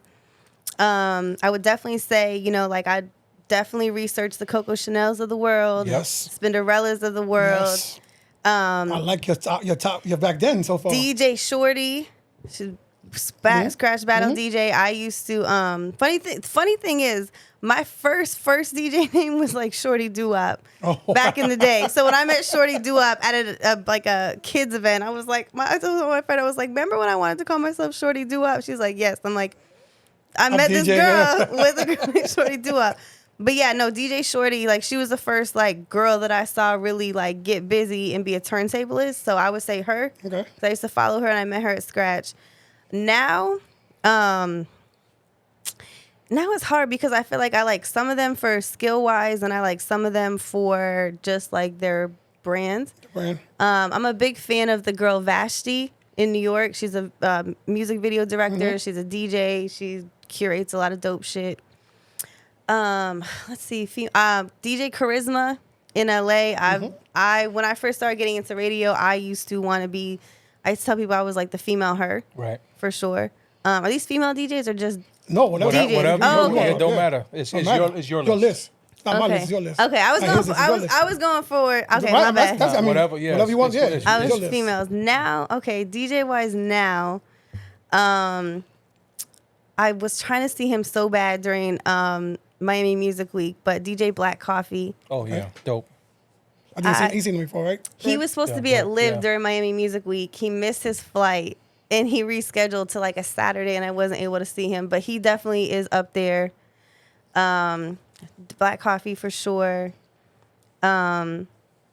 Somebody that I would say if I could just sit, and I did one time for like hours, is Questlove. Okay. Just I think he's fascinating to listen to DJ. You're talking about samples and Yeah, like he's going from very, like very knowledgeable. the sample to the original to just the way that he flips shit is like it's a journey. Like Right. I've seen him spin a few times in Miami, and like people will stay from 10 p.m. to 6 in the morning, and he just does not let up. Right. He doesn't stop. He's one of the most fascinating DJs I've ever seen, like in person, close up. Dope. Like super fascinating. He's definitely up there. I'm trying to think, like skill wise, vibe wise, somebody I would be excited about. Let me see. I mean, I know this sounds cliche, but like I'm a huge Steve Aoki fan Okay. because I just enjoy how much The of a energy? I watched his documentary. That was a dope documentary. Great documentary. Would you take and- a cake to the face? Hey yo. Probably not for free. I ain't seen it yet. It's called, I think, Sleep When I'm Dead, or Yeah, something like that. Something like that. yeah, something like that. Definitely big. I don't know where I'm at number wise. I'm trying to think who else I would put Probably in. at 4. Probably on 5. I'm trying to think if there's anybody else. Everybody else I know is kind of just more just like local people that I fuck with, but I'm trying to think of like people that like I really looked up to. So I mean, who- Charisma was up there for Right. sure for Who me. you for missed, you influence. said, Scene? Who missed that flight, you said? Oh, Black Coffee. Black That coffee. Coffee. Okay, Mm-hmm. so I'm going to ask that question, correct? Yep. So you're DJ on Saturday nights you're the main person on Saturday night at Club Live, Mm-hmm. right? Black Coffee's coming to town on Saturday. Who will you have replace you? Who would you trust to cover your night at Live while you go see Black Coffee? Oh, Riri. For Okay. sure. DJ Riri, yeah. I will tell you this. She's one of my favorite female DJs in South Florida because I will say this. She can host her ass off. She's an MC as Okay. well as a DJ. And you don't see that as much anymore. A lot of people like to bring a host with them. Personally, Brittany was my host and for years, she would host the majority of my sets. We did podcasts together, shows together, concerts. She did a lot of that because that naturally is not my personality. Like I'm a DJ's DJ. I talk with my hands. I love talking shit that way. Yeah. It's something that I really love about transitioning and putting shit together. But Riri for me is like a female DJ that I can be like, she has the confidence, she has the attitude. She hosts better than a lot of males that I have seen host and MC. So I would say like on a Florida female DJ tip, consider her a friend. And also she is an energetic girl and she gets busy. Right. She is Yep. very serious about her craft. When you guys have her on the show, you will see how entertaining this girl is. She's No, definitely, dope definite. people. Dope. So, all right. So this is hip hop trivia. We're going to switch it up this time. So I'm going to ask you the question. Some may have multiple choice, some may not. But either way, I'm not going to give you the multiple choice. Because I'm not going to give you no freebies here. Okay. But I'll ask a question. You just answer the question, right? Uh-oh. So Okay. LL Cool J's name is an abbreviation. What do the letters stand for? Isn't it Ladies Love Cool J? There you go. See? No, it's not too bad. It's not too bad. All right, starting off slow. Starting off pretty good. How about the? I think these are pretty. I picked some easy ones. I should have. No, dug you're a good. little You're bit. good. You're right. You're doing great. What is the birth name of rapper Eminem? Shit, I don't even know that one. You know it. What is his birth name? Of Eminem. Oh, Yep. birth name. Birth name, yeah. Damn, I feel like I definitely used to know this. His government name. Fuck, I don't know. The one they put on the security gate. Yeah, the government name. The government name. Is it like Eric or some shit? But I know that's not right. I don't know. I don't know. Yeah, Eric. I don't want to be guessing. 'Cause I feel like I've heard it, but I don't remember. I You don't give up? know. I give up. Is that not a multiple choice one? Marshall Mathers. Oh fuck! She thought Yeah. That was But- so obvious. She thought It that was said- an AKA. Yeah, right, She thought it was right. an AKA. Right. But I mean, you I know, think I knew that, but Eminem, also AKA it actually Marshall says Mathers. his full name is Marshall Bruce Mathers. I didn't know his middle name was Bruce, but there damn, you it's go. been a while since I've Fun even fact, heard okay. the name Eminem. What is the name of the hip hop collective with members Method Man, Ghostface, and Wu Tang. There you go. Fucking easy as fuck. That easy. Yeah, that was Listen, easy. got to throw something in there. How about this? This one might be. Which 1992 movie featured Tupac in one of the lead roles? Juice. Oh, there you go. There you go. Told you I'm nerdy. This one's easy too. Which rapper played the boyfriend of Janet Jackson in Poetic Justice? Tupac. There you go. Oh, that's it. Okay. That's it. That wasn't too bad. Woo! That was light work. I was nervous. That is a dope deck you have there, by the That way. wasn't too bad. Yeah, I mean, at least you knew the Wu-Tang one. Yeah, that was a too easy one. That one was too easy.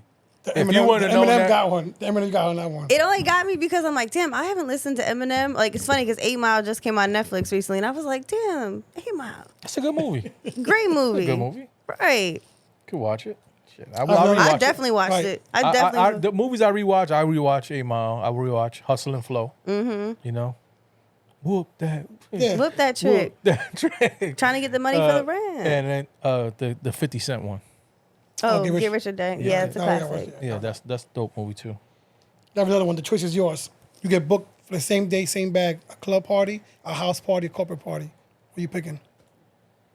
Subjective.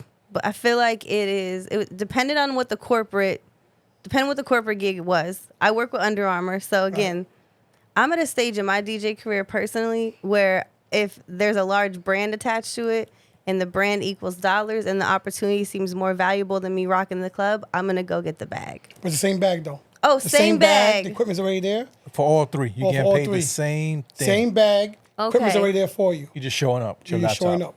Yeah. If it was like the club's club that I've always like, if it was Live Club, It's a club. a club, It's yeah. a club. Not a Can't- specific club. Yeah, it's a club. It could be live. Could be It live. cannot be live. Right. Oh yeah, I would say club. Club. Yeah, Why? I'd say club. Just because it would be more of a performance set.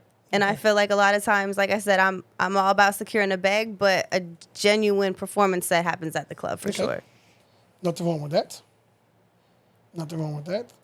Yeah, for sure. Everybody picks their own. Right. Well, Some you see people- radio 5 years from now, coming from radio. I feel like radio has to evolve in the next 5 years or the next fucking year, to be honest. In the next 5 years, I see it being a lot more syndication. I think that the format of podcasting is going to be more incorporated into it based on just the ability of podcasting to reach more people digitally. I think radio is always going to be around because it is people are always going to be driving in their cars. Right. People are always going to need advertising and marketing. I think that it's going to continue to be a media platform for artists. I don't think that, I mean, it's not even now, but I think that it's going to lessen the influence that it has with breaking records and playing music first. Because what I know from working on both sides of it is that artists are no longer going to radio to break records, essentially. They come to the radio when it's already selling Right. and they have a product that they're ready to sell. Right. So I think that it will always be around in some capacity, but I think there's going to be less personalities. I think there's going to be more people like you guys that do their own platforms and they grow it and it's a numbers game. And I think that the more that people establish the content and the video element of it, I think they're going to have no choice but to incorporate more of the video side of it because we're like, this is our life. Right. Yeah. We watch this all day long. Yeah. And Too we much. don't always listen to it all the time. So, I mean, again, I think it won't go anywhere, but I just think the format is going to continue to be simpler and there's going to continue to be less people, but people that do more, but with less shows. Right. That's my opinion. Yeah. So what are you working on and what can we expect from you in the next 5 years? Okay. So, personally, I do want to go back to work in radio for some capacity. I've been working for myself and my own company for the past 2 years. I definitely, this is just, I want to say a passion business, but it's definitely something that resonates with myself, my family, and just the, I guess like the spirit of who I am. Yeah. Is I definitely want to do more work in mental health in the music industry. I actually looked into going to back to school for music therapy. Okay. Because I just think that music is so many healing properties, however you slice it, dice it, whatever you listen to. So with my company and my own work, I definitely want to provide more space to represent music that is influential in a positive way. Okay. Nothing against anybody who talks anything, because I think there's certain music for certain things, like party music and stuff Of like course, that. But for right. me, Yeah. it's like I'm trying to build a space where I can enhance like the healing elements of music and bringing in that more to the work that I'm doing. Right. So that's definitely my 5 year. I definitely want to get back to releasing music again. I released 2 singles so far. And to be honest with you, I just was working with the wrong team, wrong producer, wrong people. But like the creative process of making music, Also like the wrong time too, because you released it during COVID, didn't you? yeah, I did. Yeah. Yeah, I released 1 record before, and then I released a 2nd record after, and I still may shoot a video for it at some point. It's just I kind of It's hard working with artists. it's I tried. it's I tried for it's so very many hard. years. Yeah, it's very And hard working with artists, but also I just did not have a producer that had my best interests. To be honest with y'all, Right, it was right. definitely I got took advantage of, Yeah. like financially, personally. It was just a very heavy situation for me. But I definitely, used to talk a lot of shit back in the day and say that I wanted to be like the female DJ Khaled. Right. So I see like the girl Uncle Waffles. I would put her on my favorite list right now as well too. She definitely has. I saw her at Afro Nation Festival, and I mean, I think she just won a Grammy recently, and like for like best Afro DJ or something. But again, it's like just getting back to a space of like releasing music as a DJ, but definitely being on like the executive producer side. Yeah. Because I'm super fortunate to have a lot of relationships with record labels and their team that most people to me are, it's like 6 degrees of separation. If I wanted to get it and I had the bag. So that is definitely something that I want to do more of, is release music again. Okay. I definitely want to build out my series, hopefully get back on the radio. I definitely want to continue the work that I do with the Girls Make Beats organization, simply because being a female DJ, even though I know like we're not titling it, but it is something that is a male-dominated industry, and I think that it probably always will be. And it's not that y'all... Well, think about this. Let me cut you over a second. Yeah. Hip-hop was at one point. Yeah. Look at it now. Number females. Number females, yeah. Number females in the charts. 100%. Whatever charts we have right now, females are running it no matter what. Yeah. I mean, 100%. I mean, I was at Rock Nation probably like 2 years ago at their office, and I would say that 80% of the people running the show in that building are women. Are women, yeah. So Jay-Z is a very intelligent human being, and whoever operates that operation, because there's a lot of authentic women in hip-hop that I think are just now kind of getting like their flowers and being put to light and things like that. So I definitely want to continue to do work in that, just because, not only because I believe in mentorship, and I feel like, seeing is believing, and seeing somebody like seeing a girl throw up speakers on fucking a speaker stand and, download her own shit and, kind of be, tough and strong. And that's, what hip hop is all about essentially to me. But it's just to really kind of be that, because I know when I was coming up, I was around dudes all the time. Yeah. And my mom used to always be like, you got to demand your respect. You can't be out here acting, like a little Jezebel. You can't be out here, partying and staying late and doing the weird shit. Right. And I know that now, because you want to demand your respect. You want to be taken serious. And I feel like I've had a ton of experience. I've failed at a lot of shit. I've been in a lot of weird spaces, Yeah. And I feel like if I would have had somebody as a mentor to me at the time that would have showed me the correct way to do it, Yeah. I would have saved a lot of time, a lot of heartbreak, and been like, hey, listen, I know this looks like that, but you don't have to do that. Like there's a lot of... You live, you learn, though. You live and you learn, 100%. So I definitely want to continue to be like, I believe in mentorship. I believe in, being of service. For sure, I'm a very godly woman, so I believe in helping out in that way. So I want to enhance that for me and continue to do that. Let's see. Yeah, just be great. Get this money. Right. There's a great producer in DJ in Miami, DJ Effect. Look I him know up. DJ Effect. Mm-hmm. Not somebody- personally, but I know of him, and That's a good producer and DJ. And an OG in Miami. OG, yep. A definite. Yeah, I've definitely I will look DJ'd him at up one of his and- ice cream shops before. Mr. Creams. Yeah, DJ there before Yeah, my Mr. friend. Creams. Actually, she used to have a podcast like 5 years ago. She was way ahead of the podcast game, and he used to let them come in and do the their podcast? podcast events. Yeah. It's like a hip hop ice cream store or Yep. something. Yeah. I We think. tried to get Yeah. Mr. Creams out in Orlando. Yeah. I saw y'all just got House of Max, so that's big. Dope. We got House of Max, we did? Yeah, it's downtown. We're in downtown. Like off of Orange Ave. It was down off a of- little It's a bit. small, the It's small. small spot, Yeah, small yeah. spot. Yeah, it's a small spot. You can't eat inside, I heard, right? Something like that? No. Yeah, I think it's more like a food court Yeah, kind of yeah, vibe. yeah. Small joint. Yeah. Yeah. I want to eat inside. You want to be comfortable. I want to be comfortable. Out of all the radio shows you've done or stations you've been at, what's the most fun you had? Which station? 104.5 The Beat. iHeartRadio in Orlando for sure. The most fun. You was there for 6, 8 years, is that right? Mm-hmm. So from the beginning, basically, of it. From the beginning right? until I believe 2020. Okay. Yes, like 2013, 2012. Yeah, definitely the most fun I've ever had at a radio station. I mean, we definitely had a full staff. We did a high school tour that we traveled around. I mean, we brought in every artist. We brought in local artists. We created segments. We had countdown shows. I mean, I've been a show producer, a mix show, a freaking ran the board, ran DJs, done meet and greets. I mean, I just had so much access to do so many dope shit that it's like, to this day, it's like the most legendary experience I've ever had in radio for And sure. Learned a lot. from that. I learned most of the stuff that I know from working at that one station for sure. Yeah, dope. And are you still rocking with MP3 wax? No. No, okay. No, sir. Okay. Well, we need to take that off your profile then, basically. Uh-huh. MP3 wax, no more. No, sir. I mean, I heard something about that, but not with you, with somebody else. Uh-huh. But I'm glad you cleared it for me. Yeah. You should have cut me off in the intro. Should have cut my ass off. Oh. When I said in the intro, you should cut me off.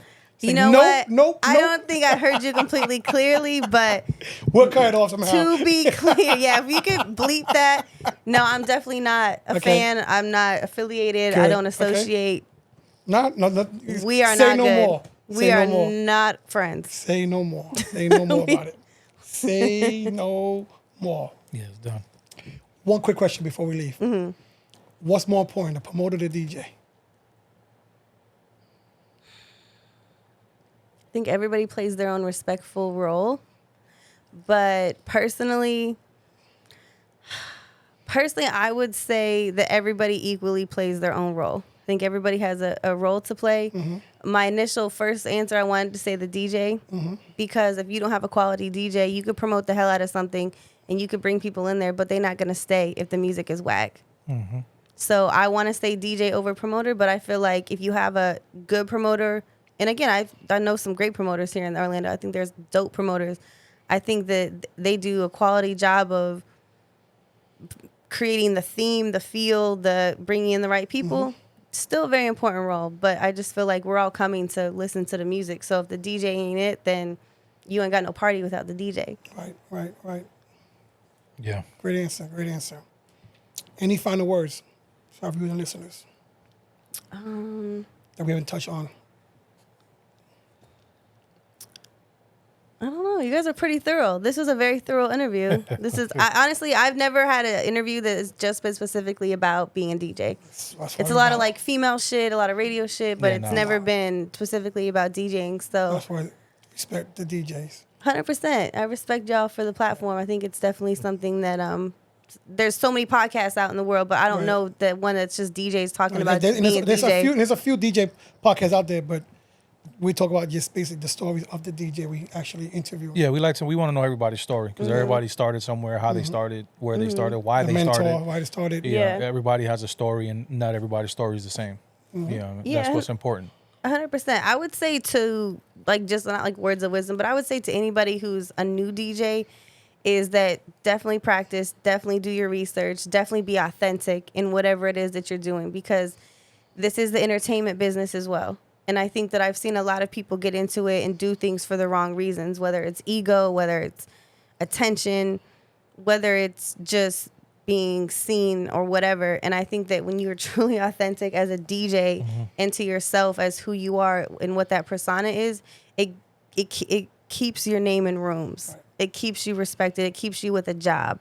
You know, like it keeps you having a solid reputation, where I've known a lot of DJs that have done some shady shit, and I have seen how that works out for them in their life. And some of them aren't even DJs anymore. They're not even in the game. They've had to hang it up. And I'm just like, listen, I've operated and been so successful as a DJ in radio and everything that I've done, and I've done everything solo. My mom was, I won't say she was my manager, but she was my momager. She was my inspiration. She was my, like, you got to think about this as a business. If you want to do this and make money, you have to operate it like a business. This is the atmospheres that we work in are, they're a party. There's sex, drugs, and rock and roll. Right. You know, like it's a lot. Sex, rock, and hip hop. Right. You know, and to the point, like even when I used to hang around a lot of male DJs initially, there was two types of male DJs.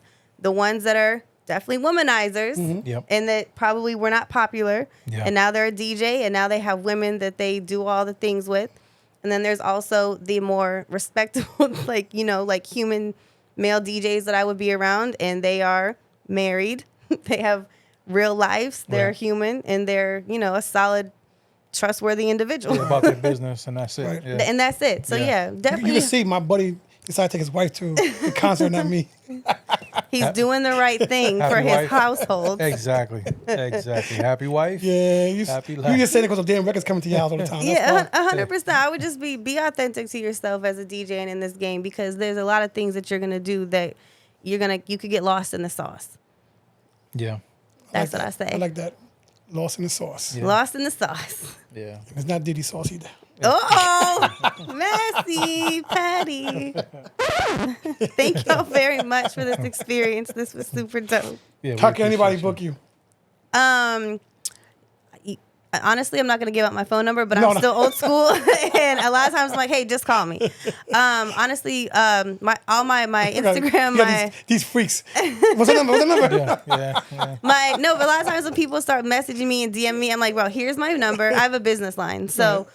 Listen, you get in the business line, I'll know where it's coming from. Right. But I mean, again, my website, my Instagram, Twitter, TikTok, X or whatever. X, yeah. I still said Twitter. Everything I have is IAMDJMK. You know, you can connect with me on Instagram. You can message me. You can message me on the website. However, I'm very responsive. I'm very personal. I don't have a manager. I don't have a booking agency other than the stuff I do with Riri. So, I mean, I'm like, hey, we can get on the phone and we can figure it out. Cool, Yeah, cool, dope. cool. All right, so we would like to salute DJ MK for sharing her stories on Respect the DJs podcast. Many thanks to you, our loyal listeners and viewers. And as always, we have another exciting episode coming up. Stay tuned. And until then, I've been your host, DJ Khaled, alongside DJ Junebug for Respect the DJs podcast. And we are out. Peace. Peace. Thank To you. the next one. Street Dreams Music Group. Play that. Play that. Play that. Fat Man Scoop, a vibrant force in hip-hop and radio whose infectious energy has reverberated through the music scene. His groundbreaking track, Be Faithful, not only dominated charts across the UK and Ireland, but became a timeless anthem in clubs worldwide, showcasing his unique talent and dedication. The years spent clearing samples from legends like Jay-Z and Faith Evans reflect his unwavering commitment to artistry. From his follow-up hits to his influential role at Hot 97, Fat Man Scoop inspired countless fans and artists alike, proving that passion and perseverance can elevate music to new heights. As we celebrate your remarkable journey and the joy you brought through your work, we remember with heavy hearts your untimely passing at the young age of 53, a profound loss to the music community and all who admired you. Fat Man Scoop, Respect the DJs podcast, salutes you.